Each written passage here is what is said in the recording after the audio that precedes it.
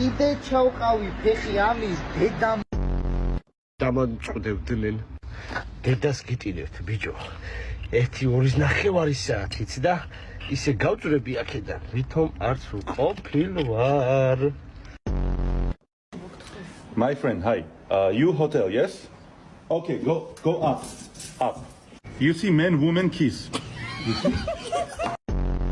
ვაი რაღაცა ესეთი აუზი ვიყიდე და გავსებას 24 საათი უნდაო და მე მარტო 2 საათი მაქვს და იქნება დამეხმაროთ რამეთი ჯორჯა